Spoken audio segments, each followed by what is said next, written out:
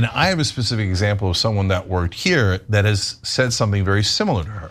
Oh, interesting. Okay, It can't be your nephew because he has no self-awareness. But anyway, let me continue with the rest of her statement. Well, guys, they're back at it again. Hasan's gang of friends just can't help but continue to melt down about the littlest possible things on the internet at all times. They truly are all made for each other. Hasan acts just like them himself, just unable to control his emotions, always lashing out and making himself look a fool. A couple weeks ago, I covered Frogan melting down at Ludwig for literally no reason at all. Ludwig donated $10,000 to a Palestinian charity, and Frogan decided that was justification to call him a cracker for literally no reason at all. So I personally donated $10K because I think it is worthwhile. And if you guys got some extra bread, I would recommend you donate. But I won't throw it on you, you know what I mean? No thanks. And some people are going to say that, you know what I mean? That's why it's the difference. This is a cracker take. Difference between like, hey, I can put my money where my mouth is, but I don't need to put your money there. I don't need to enter a fucking debate about whether that's worthwhile. Take.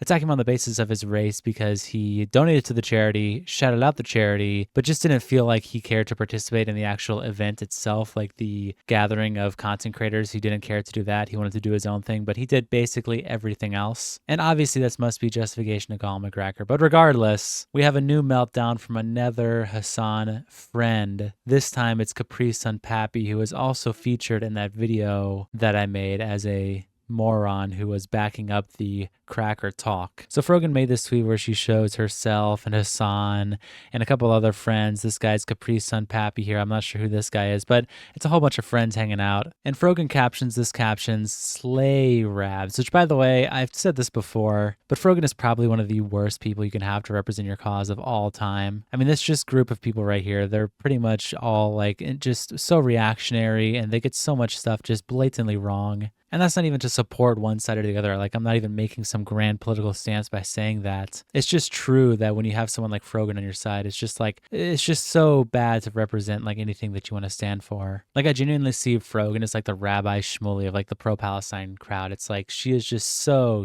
bad at what she does and does nothing but make that side look like a fool, just like Rabbi Shmuley makes the other side look completely deranged and insane. It's just not someone who you want to represent yourself. But regardless, she made this post, and Nicholas Euro decided to drop a joke in reply to this post when he tweets out, "The IDF has a chance to do the funniest possible thing." And then continuing, "Captain Gila Klein, we have located Frogan," dropping the little sex offender icon while also putting Division of Unemployment Assistance, Unemployment Insurance walk-in. So just BTFOing Frogan for her rent streams that she does, which is incredibly cringe, but what can you do? My lawyer wanted me to specify this was a joke or something. I don't know. He's facing 5 years on possession and child neglect charges. So he's obviously trolling, just trying to get a reaction, and immediately everyone instantaneously took the bait. So many people in the replies spurging, freaking out. This person says, "Your heart says the same thing every time you drive by a McDonald's." Okay.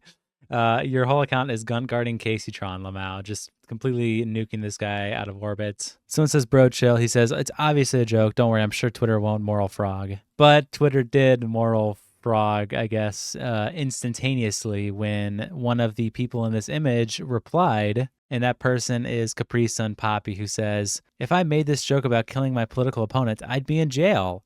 They make this joke about me?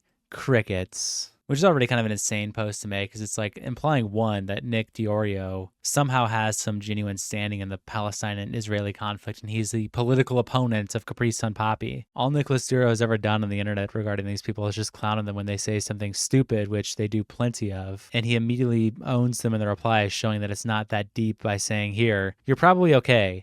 If the IDF actually tried to get you, they'd probably miss and blow up an orphanage or something. You'll survive for real," which is objectively a good reply. I mean, the guy didn't even give a response to this. He had nothing to say. He was completely floored because I guess he thought this was some genuine like Israel versus Palestine huge like fight that was about to break out on Twitter. He was prepping for it. He was like, "If I said this, I'd be in prison.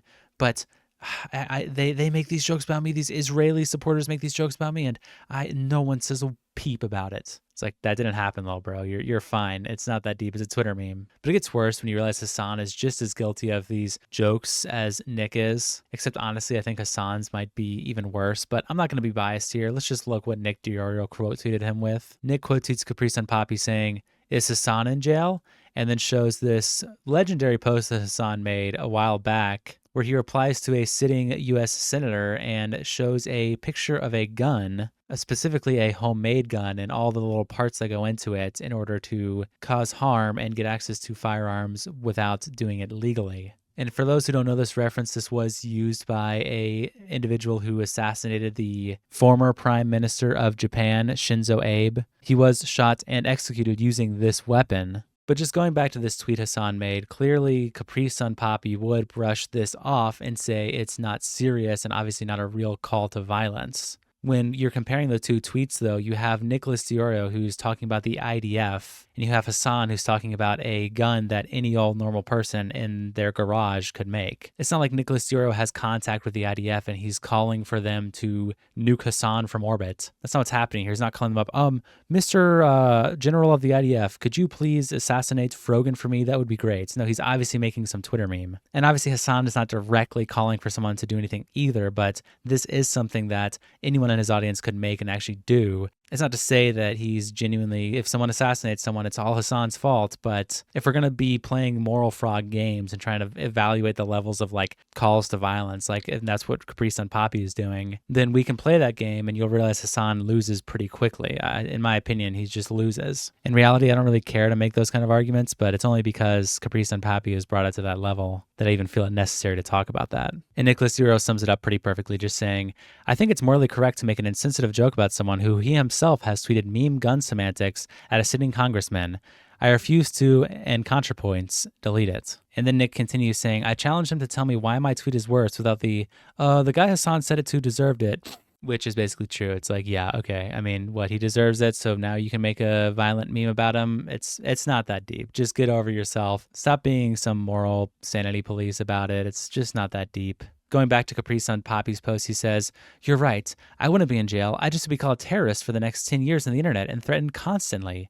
Double standard is the purpose of this post. But yeah, Nick Duro finishes it off with some pretty funny memes showing the Know the Work Rules comic strip, but edited, showing Hasan in the gun image with the woman saying, aw, we should blank the sitting congressman. And then Nick gets this reaction after saying, I have a really funny IDF joke. And also referencing that Frogan was a huge supporter of Daniel Larson after Daniel Larson was charged with threatening to do stuff to the White House. She joked and said, free him. And then someone immediately clarified, no, he likes CP, keep him locked up. And she said, never mind. So it's only okay when we do it. But if anyone else ever makes a joke, anyone else ever says something slightly edgy on the internet, it's actually bad and wrong. I mean, that's the state that we're at with Frogan and these people. It's just sad. It's just sad to see. They just get too sensitive about it when they themselves do the same exact thing. So I just thought this was funny, but that's all I really got to say about it, you guys. So I'll see you guys tomorrow. Peace.